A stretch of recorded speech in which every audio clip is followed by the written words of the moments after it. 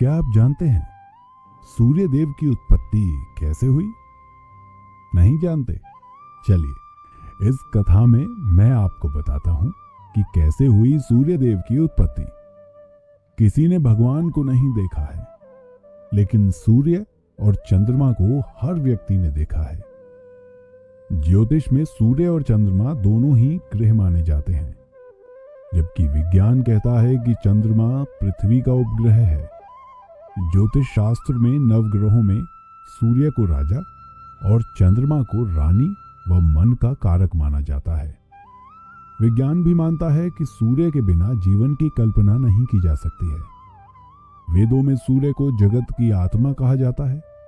सूर्य से ही धरती पर जीवन संभव है और इसीलिए वैदिक काल से ही भारत में सूर्य की उपासना का चलन रहा है। वेदों की रचनाओं में अनेक स्थानों पर सूर्य देव की स्तुति की गई है। पुराणों में सूर्य की उत्पत्ति, प्रभाव, स्तुति, मंत्र इत्यादि विस्तार से मिलते हैं। ज्योतिष शास्त्र में नवग्रहों में सूर्य को राजा का पद प्राप्त है। पर क्या आप जानते हैं कि पूरे जगत को प्रकाशमान करने वाले सूर्य देव की उत्पत्ति हुई कैसे? नहीं, तो आपको आज हम बताते हैं। मार्कंडेय पुराण के अनुसार पहले ये संपूर्ण जगत प्रकाश रहित था। उस समय कमल योनि ब्रह्मा जी प्रकट हुए। उनके मुख से प्रथम शब्द ओम निकला, जो सूर्य का तेज रूपी सूक्ष्म रूप था। तत्पश्चात ब्रह्मा जी के 4 मुखों से 4 वेद प्रकट हुए, जो ओम के तेज में एकाकार हो गए।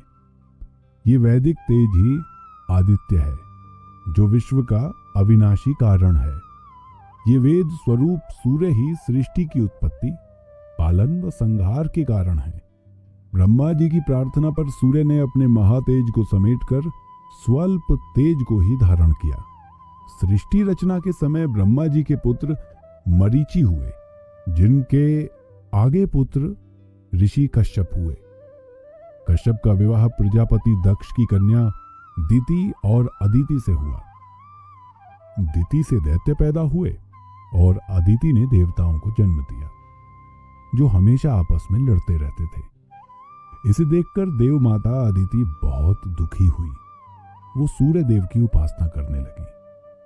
उनकी तपस्या से सूर्य देव प्रसन्न हुए और पुत्र रूप में जन्म लेने का वरदान दिया। कुछ समय पश्चात उन्हें गर्भधारण हुआ। गर्भधारण करने के पश्चात भी अदिति कठोर उपवास रखती, जिस कारण उनका स्वास्थ्य काफी दुर्बल रहने लगा। ऋषि कश्यप इससे बहुत चिंतित हुए और उन्हें समझाने का प्रयास किया कि संतान के लिए उनका ऐसा करना ठीक नहीं है। मगर अदिति ने उन्हें समझाया कि हमारी संतान को कुछ नहीं होगा, ये स्वयं सूर्य स्वरूप है। समय आने पर उनके गर्भ में तेजस्वी बालक ने जन्म लिया, जो देवताओं के नायक बने और बाद में असुरों का संहार किया। अदिति के गर्भ से जन्म लेने के कारण इन्हें आदित्य कहा गया। वहीं कुछ कथाओं में यह भी आता है कि आदित्य ने सूर्य देव के वरदान से हिरण में अंड को जन्म दिया, जो कि तेज के कारण मार्तंड कहलाया। सूर्य देव की विस्तृत कथा भविष्य, मत्स्य, पद्म, ब्रह्म, मार्कंडेय, सांब आदि पुराणों में मिलती है। और क्या आप जानते हैं कि सूर्य देव के रथ में 7 घोड़े होते हैं? और ऐसा क्यों होता है? आइए आपको बताते हैं। ज्योतिष शास्त्र में सूर्य देव को सफलता का कारक माना गया है। कहते हैं कि जिस पर सूर्य देव की कृपा पड़ जाए, उसे जीवन के हर क्षेत्र में सफलता मिलती है। ऋग्वेद में कहा गया है कि सूर्य चक्र वाले रथ पर सवार होते हैं, जिसे 7 नामों वाले घोड़े खींचते हैं। शास्त्रों में सूर्य के रथ की खूबियों के विषय में बताया गया है कि इस रथ का विस्तार 9000 योजन का है। इसका धुरा 1.5 करोड़ 7 लाख योजन लंबा है। सूर्य देव जिस पर सवार रहते हैं, उसमें 7 घोड़े होते हैं। ये 7 घोड़े विशाल और मजबूत हैं, जिनकी लगाम अरुण देव के हाथों में होती है। अरुण, जो कि भगवान विष्णु के वाहन गरुण के भाई हैं। पर सवाल यह कि सूर्यदेव के रथ में 7 घोड़े ही क्यों होते हैं? क्या रथ में 7 घोड़ों की संख्या का कोई अहम कारण है? क्योंकि हिंदू धर्म में एक तरफ जहां विघ्नहर्ता गणेश जी की सवारी काफी प्यारी मानी जाती है, गणेश जी एक मूषक यानी कि चूहे पर सवार होते हैं, जिसे देखकर हर कोई अचंभित होता है कि कैसे महज एक चूहा उनका वजन संभालता है। वहीं उसके ठीक विपरीत गणेश जी के बाद यदि किसी देवी या देवता की सवारी सबसे ज्यादा प्रसिद्ध है तो वे हैं सूर्य भगवान, क्योंकि इनकी सवारी 7 घोड़ों की है। तो चलिए जानते हैं कि सूर्य के रथ में 7 घोड़े क्यों होते हैं। दरअसल सूर्य देव के रथ को संभालने वाले जो 7 घोड़े हैं उनका नाम है गायत्री, भ्राति, उष्णिक, जगति, त्रिस्तप, अनुस्तप और पंक्ति। पौराणिक मान्यता के अनुसार कि ये 7 घोड़े सप्ताह के 7 दिनों को दर्शाते हैं। इसके अलावा ये भी माना जाता है कि सूर्य देव के रथ के ये 7 घोड़े एक रोशनी को दर्शाते हैं, एक ऐसी रोशनी जो स्वयं सूर्य देवता यानी कि सूरज से ही उत्पन्न होती है। इस बात से तो सब वाकिफ हैं कि सूर्य के प्रकाश में 7 विभिन्न रंग की रोशनी पाई जाती है जो इंद्रधनुष का निर्माण करती है। ये रोशनी एक धुर से निकलकर फैलती हुई पूरे आकाश में 7 रंगों का भव्य इंद्रधनुष बनाती है।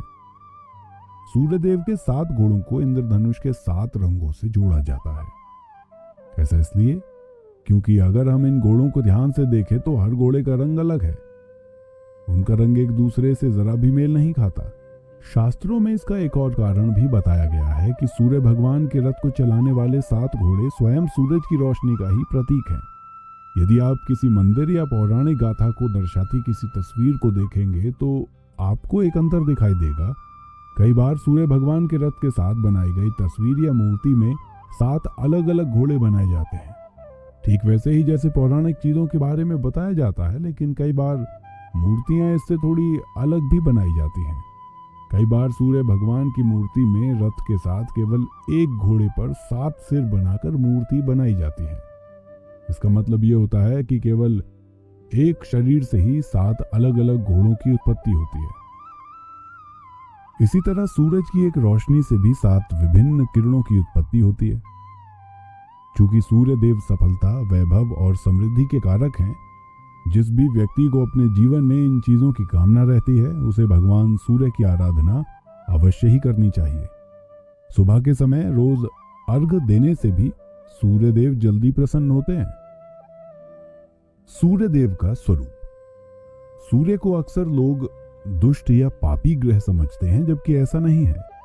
सूर्य ने माता की इच्छा पूर्ण करते हुए शत्रुओं का निर्दयता से दमन किया, इसलिए सूर्य को क्रूर ग्रह कहा गया है, न कि दुष्ट या पापी। सूर्य की जन्मभूमि कलिंग देश, गोत्र कश्यप और जाति ब्राह्मण है। सूर्य गुड़ की बलि से, गुग्गल धूप से, रक्त चंदन से, अर्क की समिधा से, कमल पुष्प से प्रसन्न होते हैं। सूर्य के रथ में केवल एक पहिया है। 7 अलग अलग रंग के तेजस्वी घोड़े उसे खींचते हैं और उनका सारथी लंगड़ा है। मार्ग निरालंब है। घोड़े की लगाम की जगह सांपों की रस्सी है। श्रीमद् भागवत पुराण के अनुसार सूर्य के रथ का एक चक्र संवत्सर कहलाता है। इसमें मास रूपी 12 आरे होते हैं। ऋतु रूप में 6 नेमिषा हैं। 3 चौमासे रूप नाभि हैं। रस रथ की धुरी का एक सिरा मेरु पर्वत की चोटी पर है और दूसरा मानसरोवर पर्वत पर। इस रथ में अरुण नामक सारथी भगवान सूर्य की ओर रहता है। भगवान सूर्य की 2 पत्नियां हैं, संध्या और निक्षुभा। संध्या के सुरेणु, रागी, दो, त्वाष्ट्री एवं प्रभा आदि अनेक नाम हैं तथा छाया का ही दूसरा नाम निक्षुभा है। संध्या विश्वकर्मा त्वष्टा की पुत्री है। भगवान सूर्य को संध्या से वैवस्व, तमनु, यम, यमुना, अश्विनी कुमार, द्वय और रेवंत तथा छाया से शनि, तप्ती, विष्टि और सावर्णी मनु ये 10 संतानें हुई। सूर्य सिंह राशि के स्वामी हैं। इनकी महादशा 6 वर्ष की होती है। प्रिय रत्न माणिक्य है।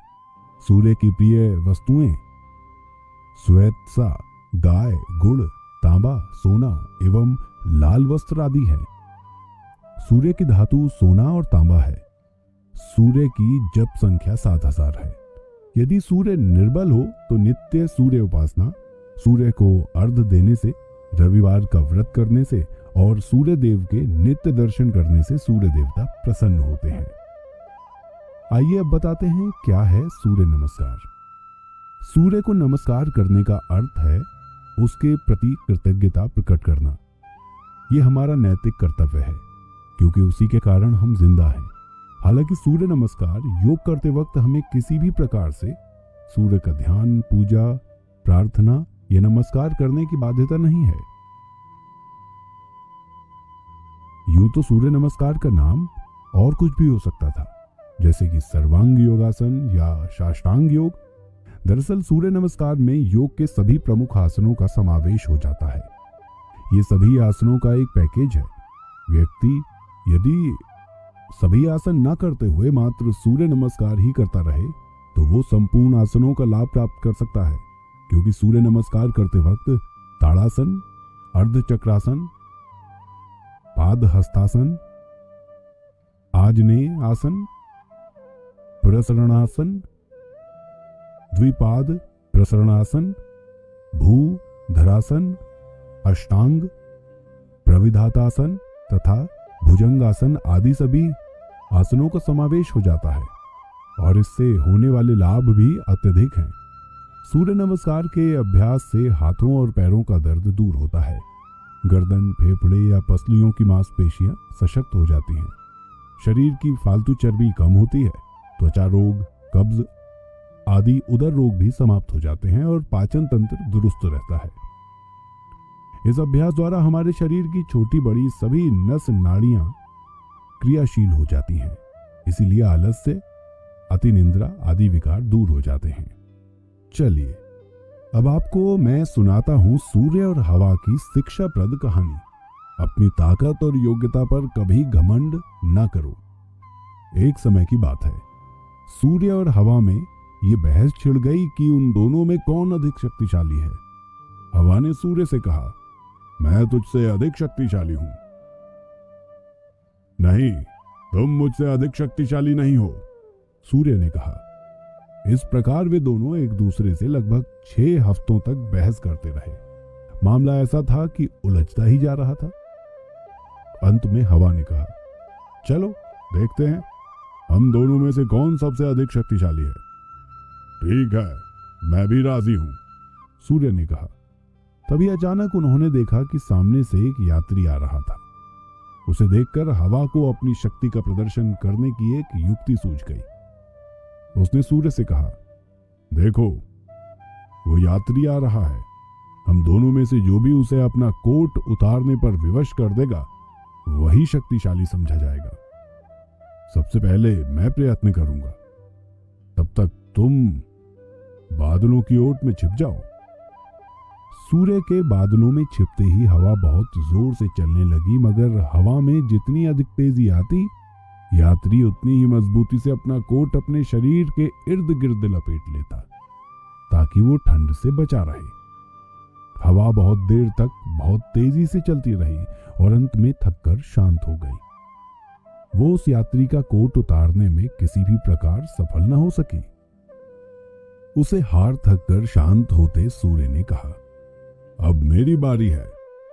तब हवा एकदम बंद हो गई और सूर्य बादलों से बाहर निकलकर तेजी से चमकने लगा। ओह, कितनी गर्मी हो गई है, यात्री ने कहा। कोट उतारना ही पड़ेगा। यात्री ने इस प्रकार गर्मी से परेशान होकर कोट उतार फेंका।